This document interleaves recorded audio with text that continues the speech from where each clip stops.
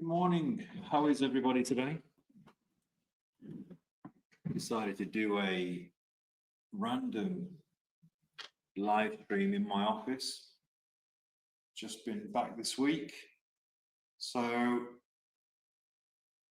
got a load of work to do.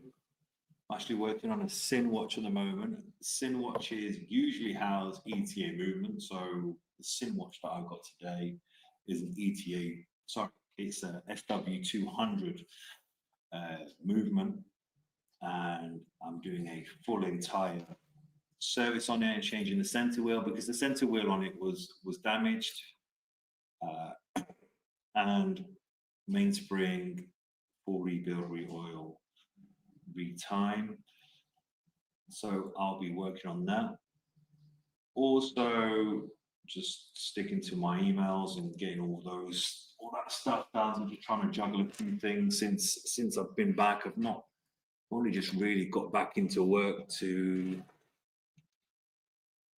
Kronya Bola, Ian. Hope you're well. Hope you had a good year. Hope you're okay. Hope family's okay. Hope Mrs. is okay. I'm just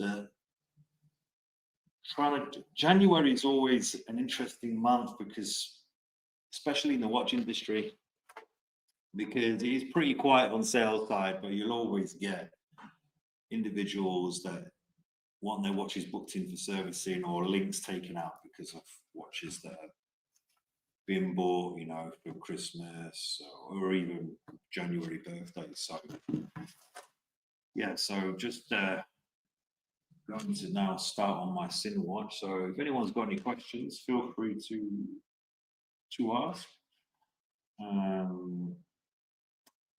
Yeah, this weather's not been the best neither. Hope everyone can hear me well. If you can't hear me, just let me know. So my camera at the moment, my workshop camera, I need to reset up, but this camera here, I'm going to use servicing. I'm going to get the watch now.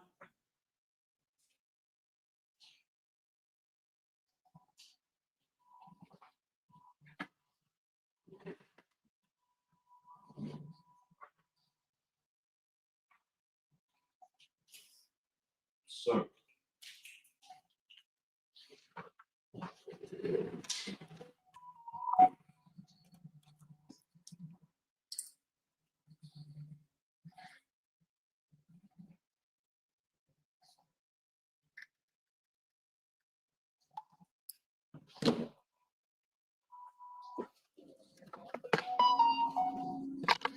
that's my phone, by the way.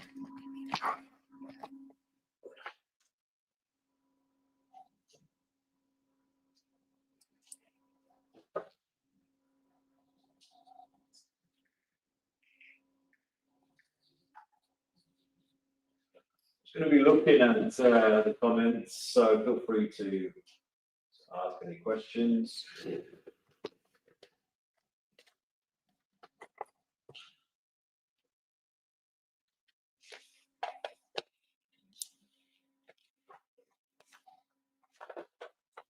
Camera's sort of in the way, so you can't really, it's a bit, really need to get a better camera for this, so might move the camera over here.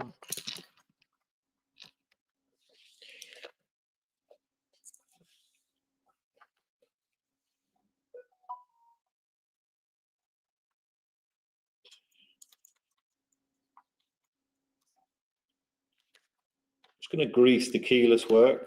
It's really important that we get a good feel for the keyless work. Make sure it's greased correctly. If it's not greased correctly, it can be difficult to put the watch in date mode and handset mode.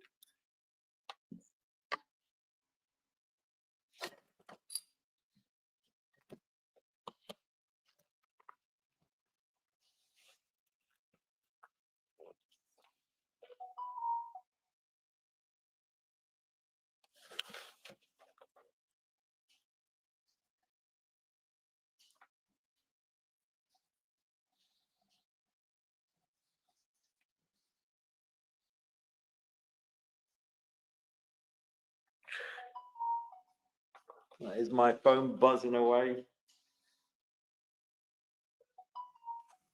as you can hear.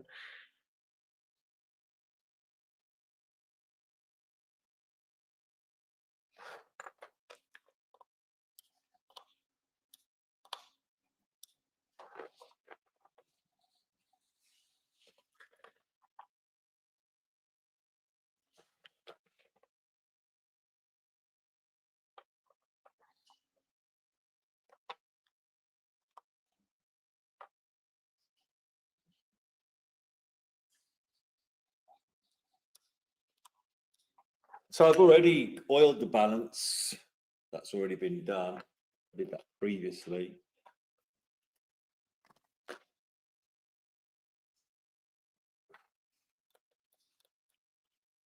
Already greased the mainspring as well. Built the mainspring. This is the new center wheel that I've just received today due to the original center wheel being damaged.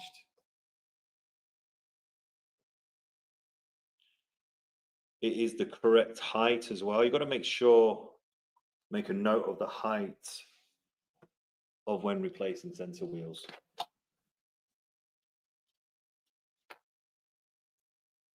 Put this train wheel in, like so.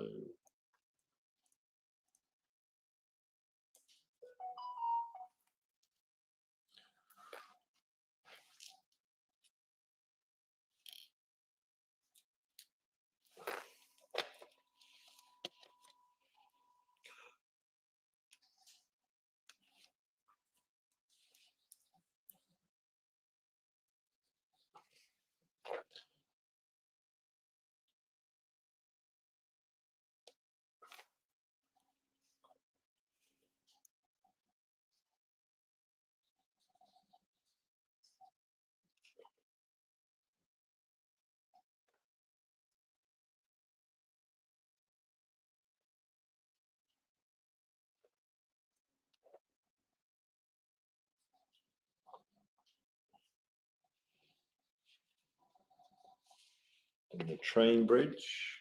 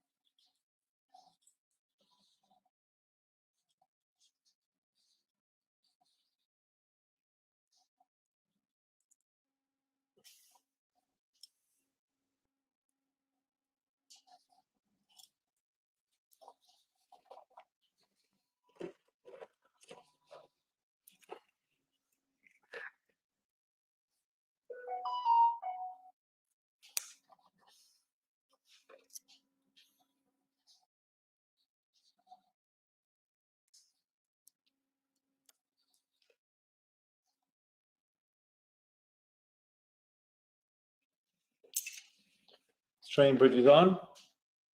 Just need to put the screws in place.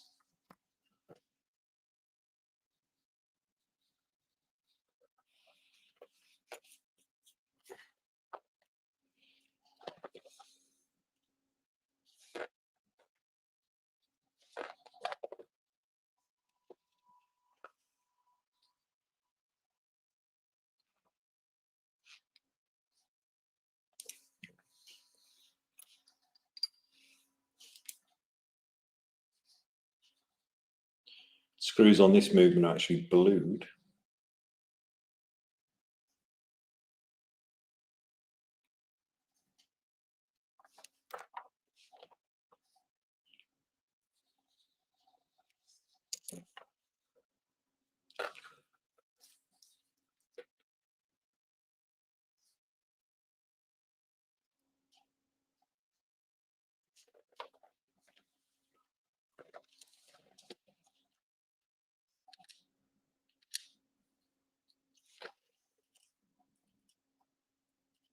Put the barrel in place. Barrel is in.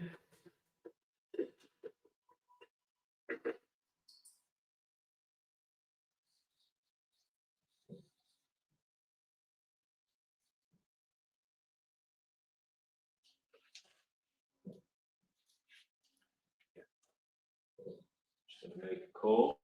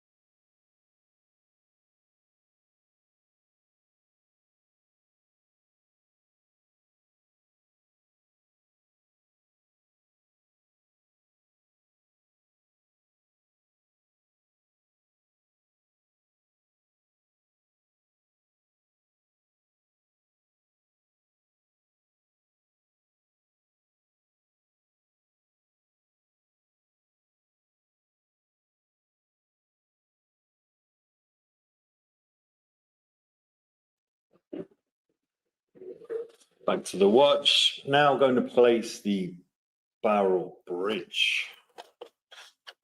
Add a bit of grease to the arbor.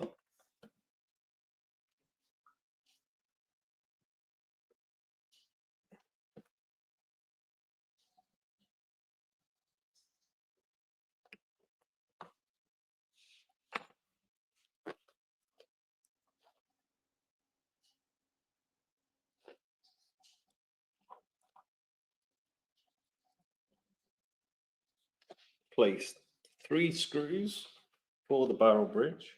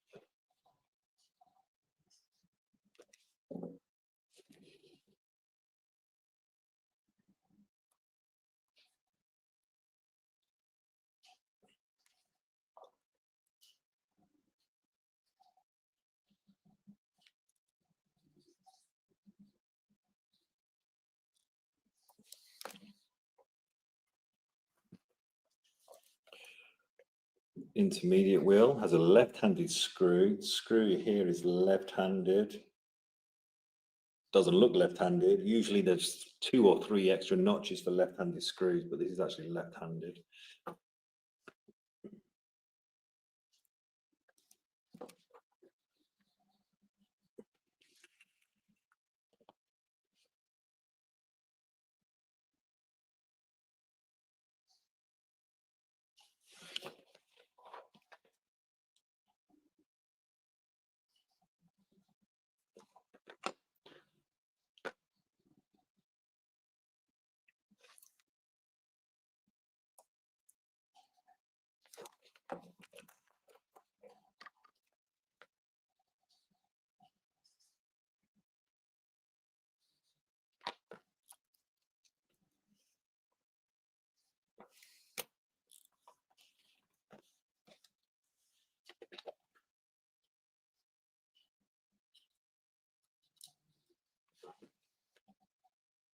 Ratchet wheel is now being placed.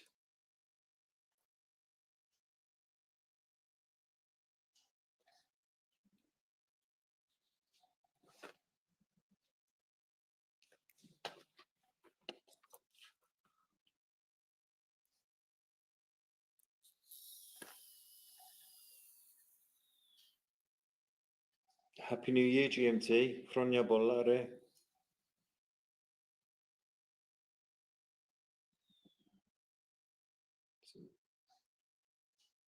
Train wheels are just moving nice and freely. Always like to see a bit of kickback. So it's good to see a bit of the kickback. Recoil, bit of recoil. I want to see the free flowing so the wheels are not touching, no wheels are bent or any issues.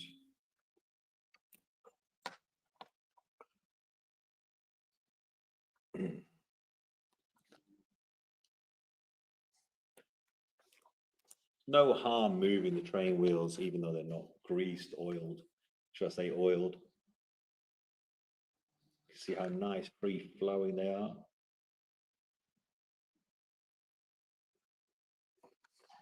Place the pallets in. I want to run the watch dry, making sure the pallets are nice and clean.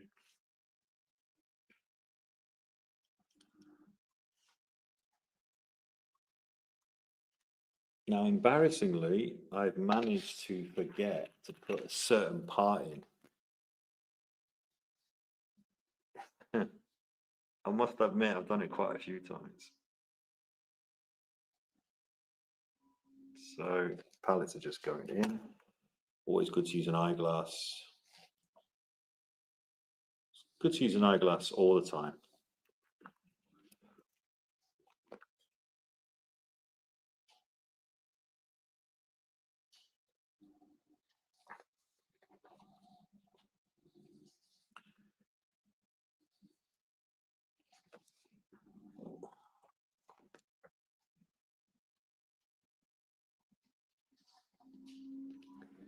I'm going to put a bit of light oil on the pallets, just on the pallet stones.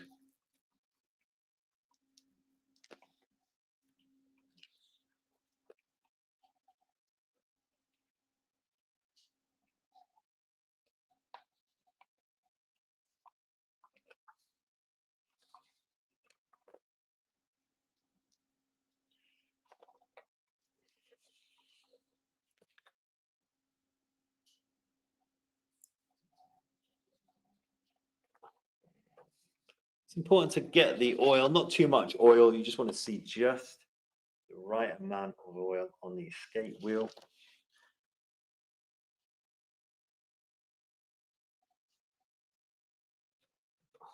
And click it 5. Click it over 5 times. 2, 3, 4, 5.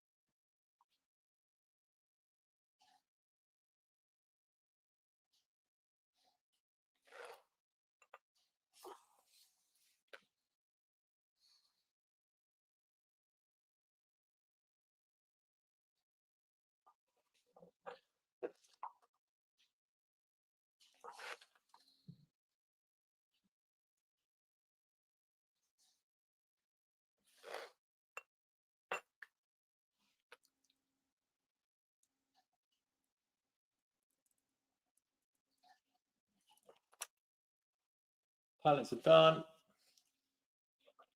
Got a few Hello, Mrs. Dodger. How are you? Hope you had a good New Year, good Christmas.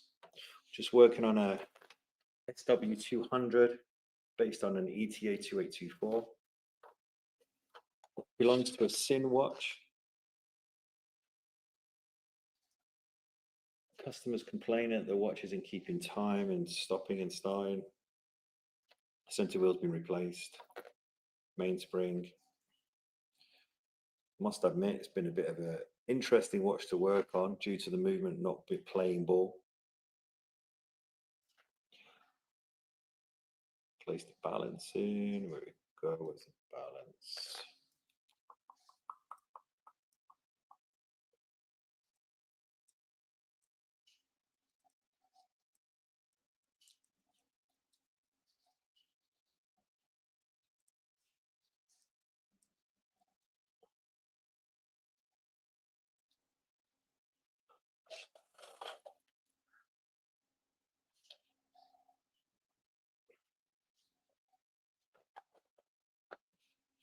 Put the screw in, you can see the balance moving.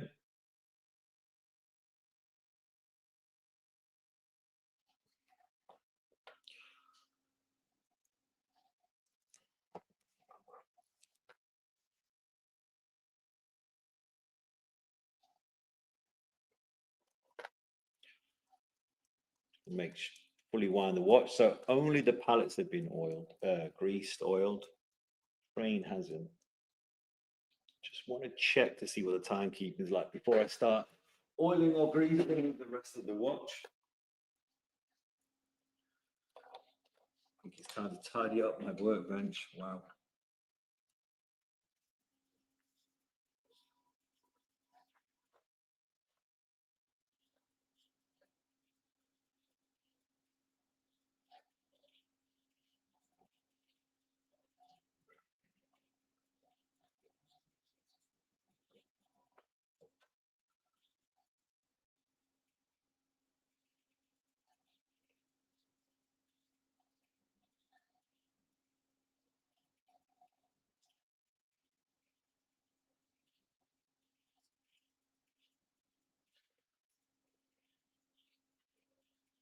So the watch is basically doing, I'm going to show you now, move the camera.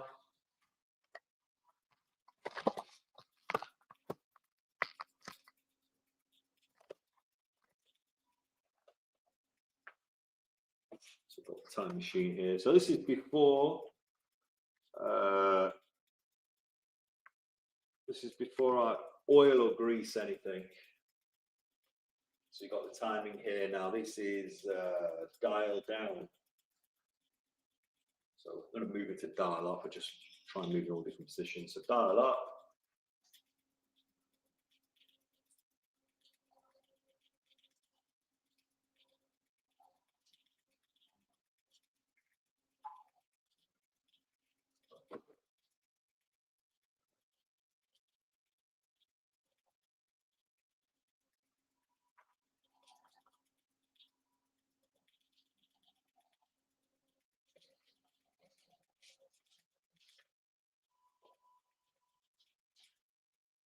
Beat is slightly off. Still, beat is still within. I mean, 0.6 isn't like bad, but we can tidy that up so we can get that a bit closer to 0.0, if not 0.0. So that's dial up. I'm going to move it to crown down. So I need to adjust the watch anyway, but I'm just curious to see, once again, what the watch is doing before oiling.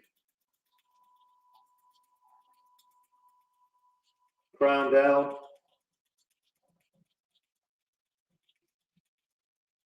Now, I personally believe this watch had issues previously because the center wheel being worn, and also it looked like it was bent. So the center wheel wasn't flat and true. So it wasn't a accurate timing that you were getting. You're getting like an inaccurate timing in different positions. End shake is okay. There's enough end shake. End shake is being the lift between. So if you grab the wheel and move it up and down, you need to see a bit of movement, not too much, because that will damage the timekeeping. Not too little, because that won't let the wheels move. So it's important that there's enough there. And it's hard to determine what is enough, but you get used to it as you work on particular calibers. Certain calibers are pretty tight on their end shakes, and certain calibers are pretty loose. So like a 3135 balance, say, you'll find at the end shake you can get away with a lot of shake on a 3135 balance, but like say on more of a ladies, like a 22 caliber, the end shake is always tight. It's always like as soon as it tightens up, you tighten it up, and then if you loosen it, as soon as the balance starts to move freely, for me, that tends to be enough end shake. You're probably thinking, what the hell is he talking about? But I'm just going on a rant now. So this is crown down. Now this watch actually isn't chronometer rated, but it is giving chronometer ratings. So it's not bad crown down at all. This is before oiling as well, by the way. Renaissance chain, hello Renaissance, I'll just call you Renaissance. Renaissance Chambar. Happy New Year, Alex. Why do so few manufacturers do high beat models? What's the pros and cons? Why do so few manufacturers? Well, look, high beat, you know, for me, well, the pros are accuracy. The cons, in my opinion, are probably shorter service intervals, because it's a high beat escapement, so a bit like the Zenith Primero. Beautiful watch, high beat. I think it's the highest beat. That is an extremely accurate when it's serviced correctly. However, it does need it. The service intervals on that are pretty short, depending on how the customer wears it. But it is a very high accurate movement. Now, 28.8 is a good beat. Most watches come around the 28 mark.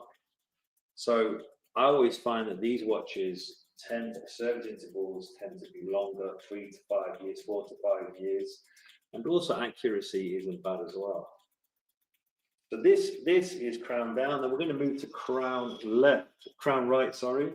Crown right. So you can just see naturally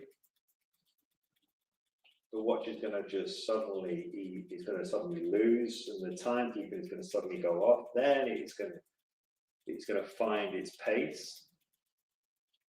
Give it another 5-6 seconds. Now the closer that line is, the better. It's slightly off because it's a 0.5. 0.5 is still within. It's still passable. So if this watch was to go through QC check at SIN or wherever, 0.5 beat error is acceptable. So you can see crown right, -4. Once again, train wheels have not been oiled. Balance has been oiled, pallets have been oiled, train wheels haven't. So let's move it to left. So we've got crown left.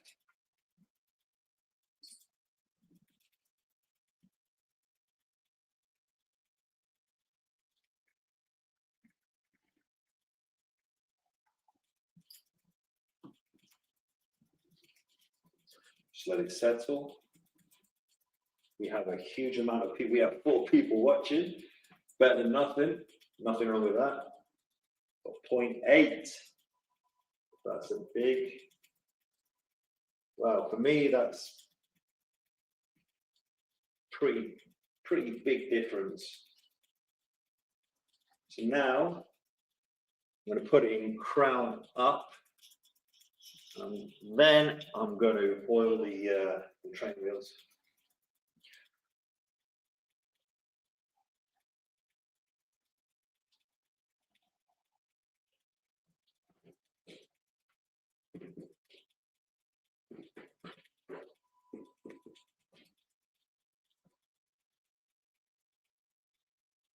-0.5, -8, okay. Fair enough.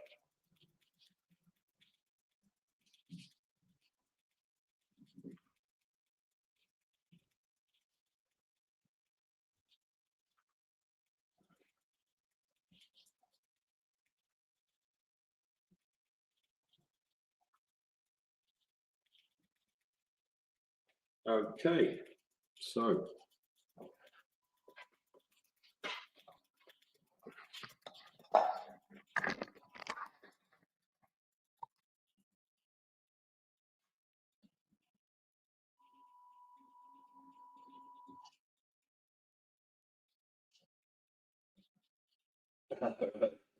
yeah, I've seen a few of those videos, Mrs. Dodger.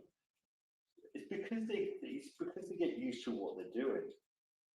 It just becomes the norm, you know. I'm sure when they first started, they were extra careful, and then because they work on so many watches, whether they're selling or repairing, it just becomes a norm to them.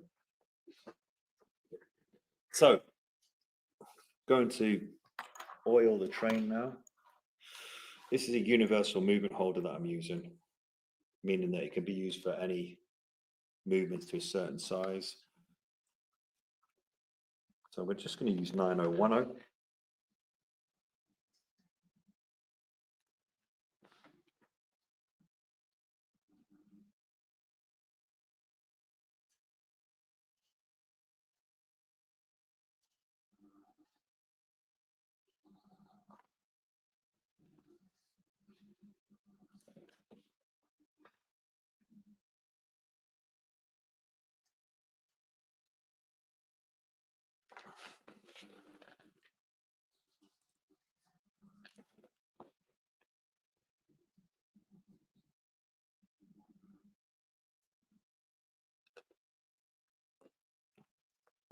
One side, turn over for the next. Making sure the oil is in the reserve, not over. So it's not the flat part of the jewel, it's inside its reserve. There you go. Obviously, we do not oil the pallets. Now, can anyone explain to me why we don't oil the pallets? Can anyone have a guess? You never oil the pallets. In terms of the pallet pivots, you keep those dry. Anyone know why?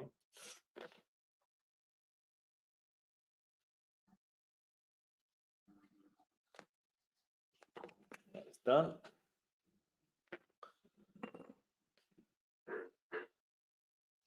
Already marked my white shirt today. Oops. I don't even know how I've done that. Oh, just there.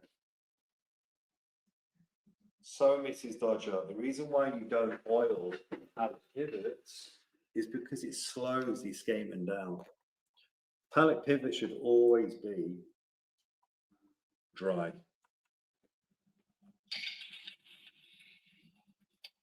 So now we're just going to see the timekeeping. Just be aware that I've not made any adjustments. I've just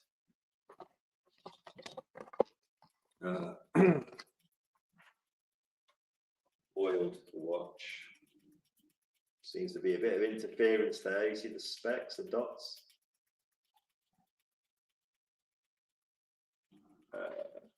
May I ask, Renaissance, what do you mean sapphire on sapphire? The pivots are made of mental steel, and they sit in the jewel, which is a synthetic jewel.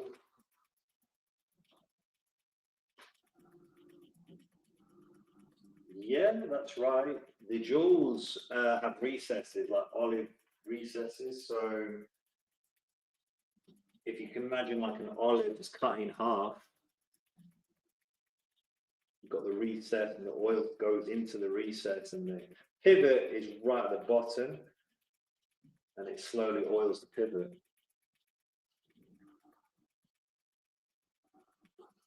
360 degrees is a very good amplitude. Watch is fully wound. You've got to be careful that you don't want a too high amplitude, because what happens if it's too high and the rotor starts moving, then once it starts hitting over 330, it's going to do something called knocking the banking, which means that the balance goes way past where it should go and starts hitting the back of the pallet horns.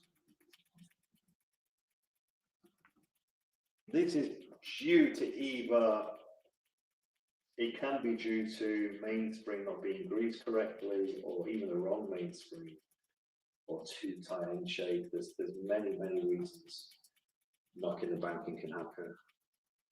301, that's dial up. Let's do crown down. Just need to sort out that beat error.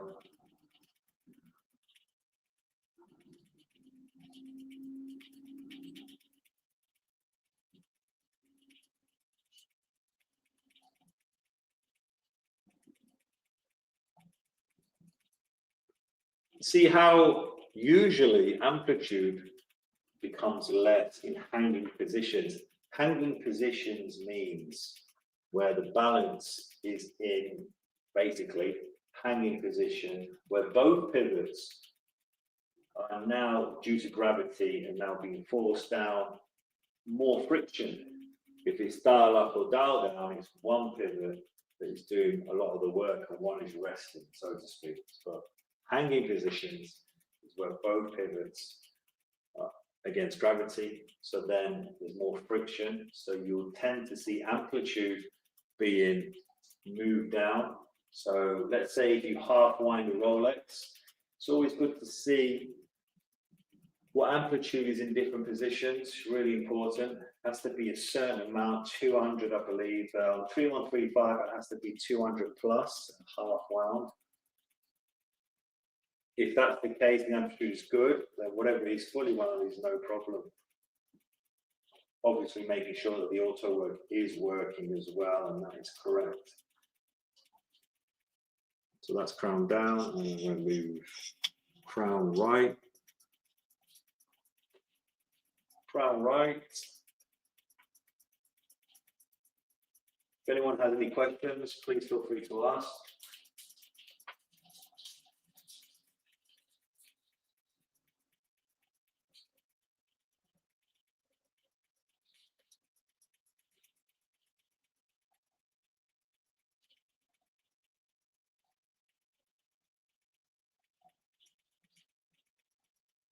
So now I'm going to take the watch off, and then I'm just going to do a few. Well, actually, no, I'm going to leave it on. So if you watch, I'm going to leave the watch on the time machine, and I'm going to make the adjustments. So you watch, you should start seeing a few adjustments.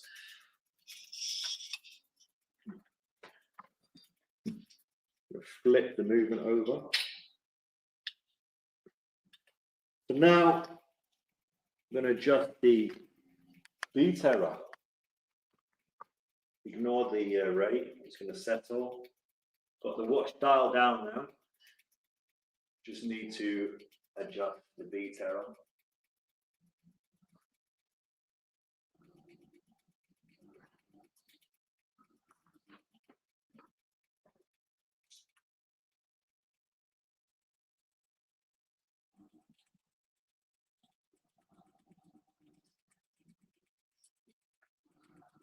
Oh, too much.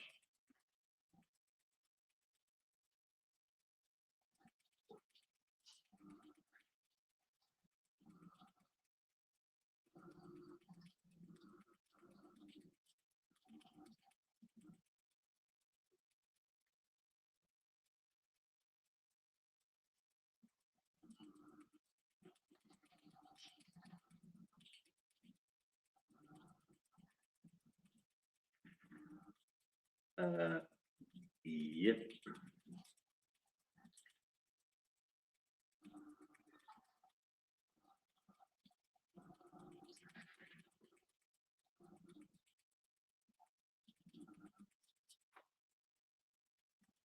As you move the beat error, the rate will change. Trying to get the beat error close to a 0.2 is good. Beat error is where the D-shaped jewel positions itself. You want the D-shaped jewel to be within the middle of the horns.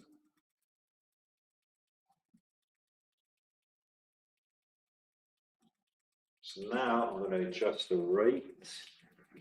You need to move the rate back.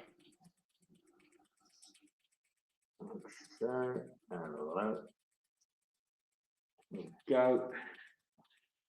Is that too much? It's too much.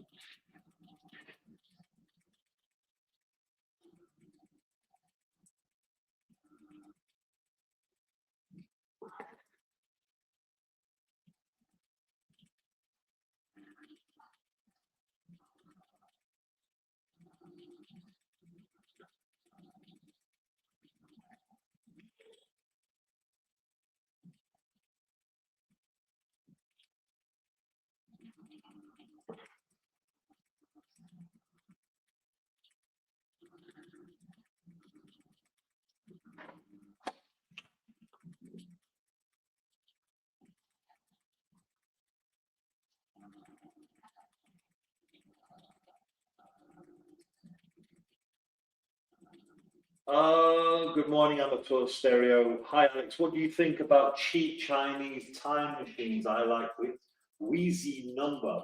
That was a very popular model. I have one myself. Do you have any experience? I do, yes. It's funny you mention that because I remember my ex-tutor saying how they're not accurate, these Chinese equivalents. And basically, one of my friends timed up a Rolex on an Elma like mine, and then tried it on the Chinese alternative. Not only was it exactly the same, but the Chinese alternative would automatically pick up the lift, will pick up the beats per hour, the lift angle. It knew everything. So it is. They're just as good, if not better, in my opinion. Oh, I wouldn't say better, but they're just as good, and they're more affordable, depending on which one you buy. Listen, at the end of the day, I'm sure the inside of the Elmo time machine are made in China anyway. Let's be honest. Most probably, I'm sure they are. It's just a different face, a bit like a TV. You know, when you buy LEDs, LCDs, plasma, old plasmas, you'll find that it's just a different exterior, but the inside is probably from the same manufacturer. No different than the chassis on a car. So then we're going to move the dial up. Which you see, you'll see a slight difference. Dial up. This is going to be dial up now. Give it 15, 20 seconds.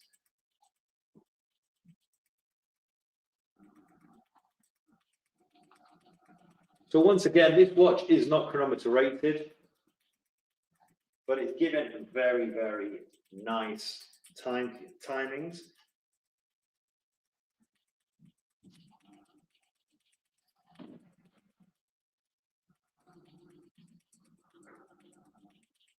Nice and smooth timings. Don't see any interference. Interference can be, well, it can be from the escapement, or it can be from my mobile phone, or it can be from out.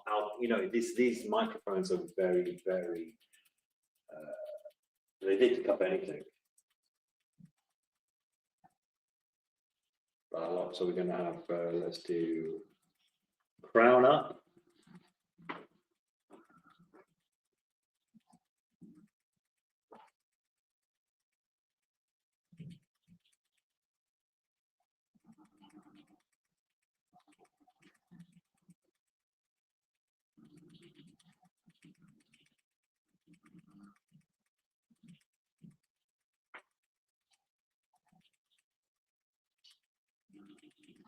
Hi, Amateur. Yes, look, I mean, I am. I've been in the industry for some years. Doesn't mean I know everything. I just can only give you my advice of what I've experienced. I'm not bought out by any companies, or I'm not affiliated with any companies, so I can speak very openly about experiences on different watches, different brands. So, you know, being from a WASTEP background, also MPHI, FPHI, I can tell you what I know.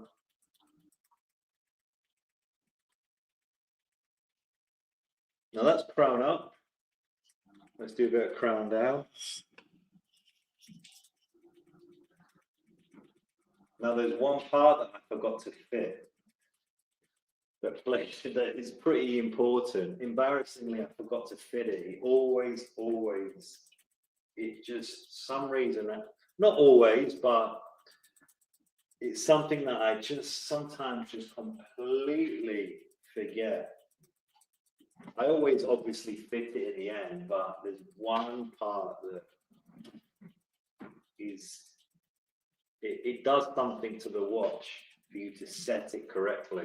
What do you think that part is? While you're thinking that, I've just got the watch crown down, +3.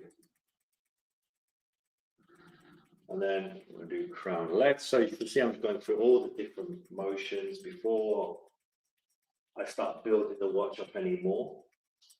Just want to make sure everything. So what part do you think that I forgot to fit? Plays a big part on timing the watch in terms of making sure that it's to the exact second.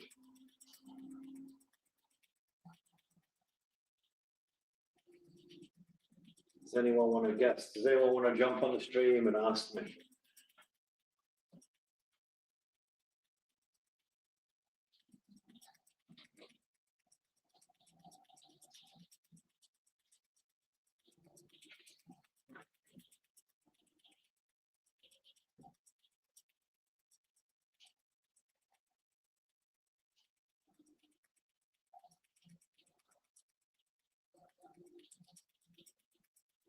No, it's not the hour wheel. No, no. I'll give you a guess. It's a lever that touches something.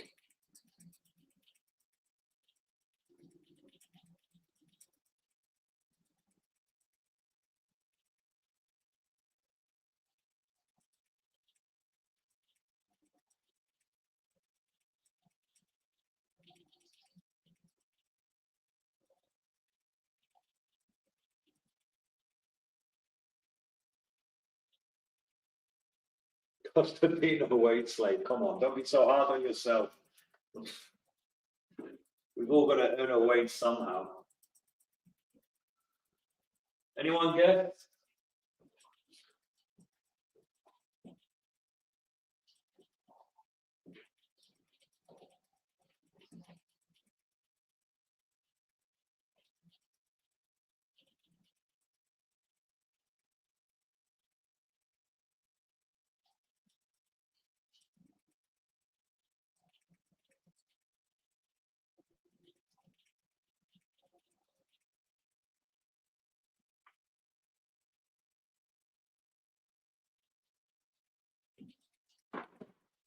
You ready for the answer? Ready for the answer?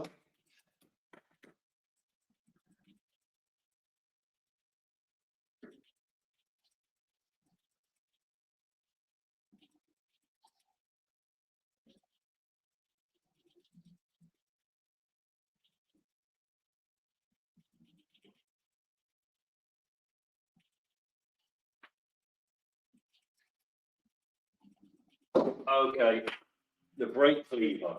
So it's the brake lever, which basically plays a part with the keyless work. So when you pull out the crown, the little lever touches the balance and stops the balance. I don't know if I'm going to be able to show you the part on this camera,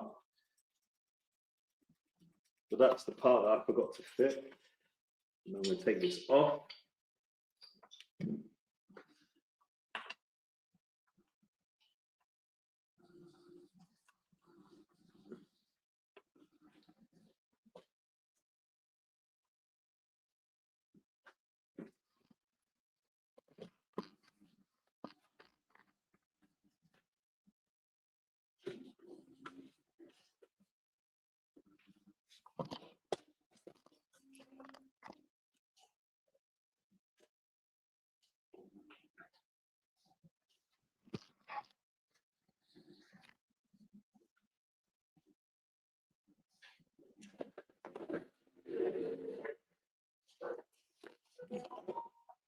So here is the brake lever here.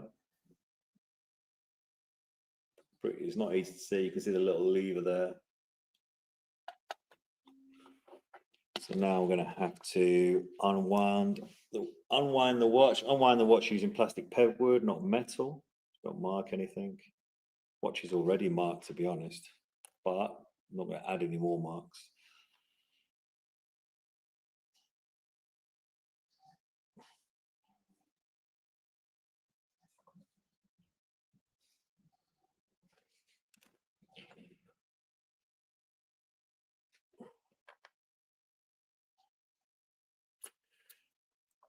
quite funny because now I can see my eyesight is definitely deteriorating.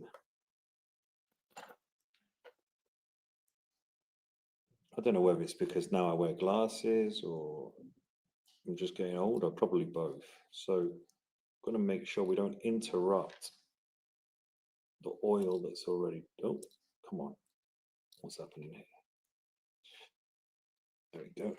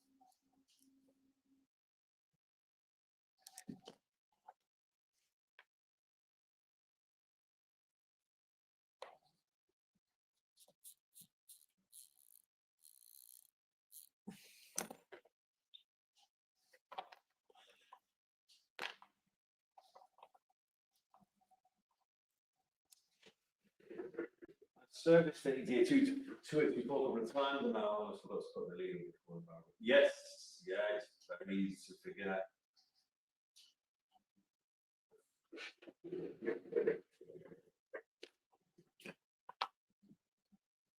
Flip over the watch, and then I'm going to put the rest of the parts on.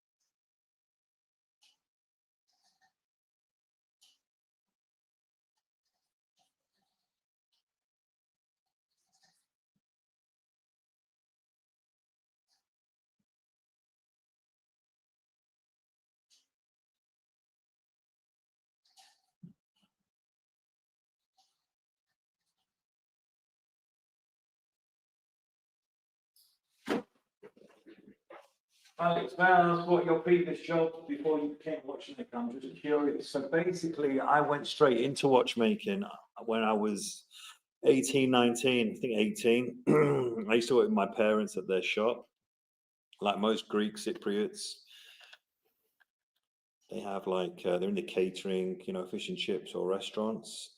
My father sat me down and said to me he did not want me to do the same job as him, which I totally respect.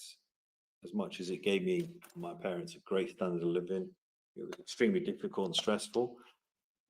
So I went straight into watchmaking and I studied on the WASTEP course, Watches of Switzerland training education program, and fortunate enough to get a place. There was only 7 applicants in the UK, about 40 plus worldwide. We actually got paid to go on it as well. Now you have to pay to go. You have to pay to go on it, but we got paid. And then that was it, really. That's how I started my career. It was I found it very difficult because of the age I was. I don't think I was mature enough, but I managed to get through it.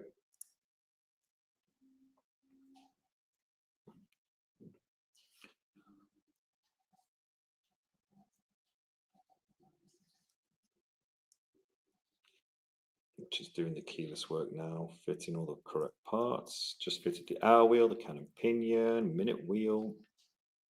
I've got the plate here.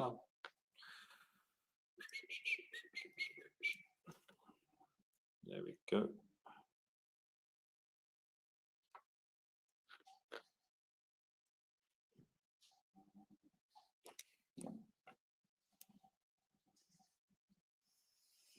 Why watchmaking? Well, my brother, I've got an older brother who's a optician or ophthalmologist, and he was the one who told me to get into watchmaking. It wasn't something that I planned to go into. It wasn't something that I planned to go into. He was the one who pushed me to do it, which I totally respect. I didn't see what he was saying, but now I do, because there's always going to be lack of watchmakers, and there's always going to be work.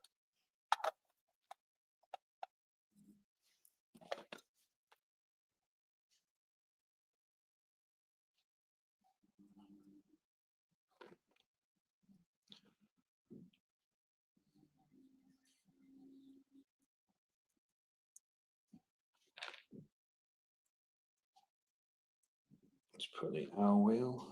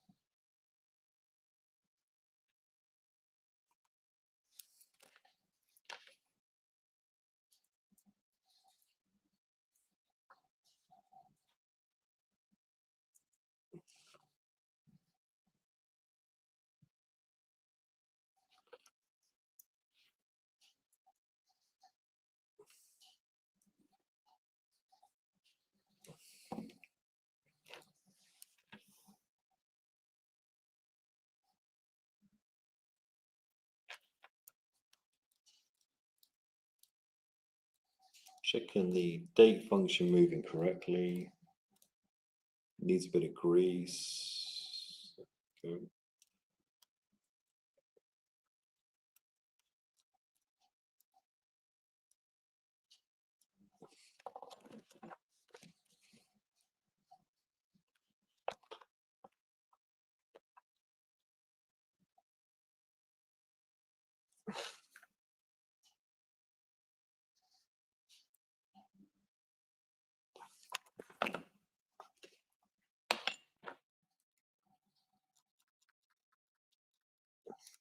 Date disc is moving nice and freely.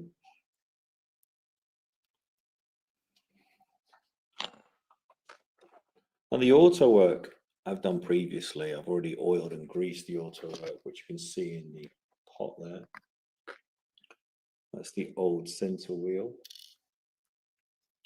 So that's basically me, for me, completed the watch at this moment. And I have to now have a meeting to get to. So thank you for watching. And I hope you enjoy the rest of your day. Take care, guys.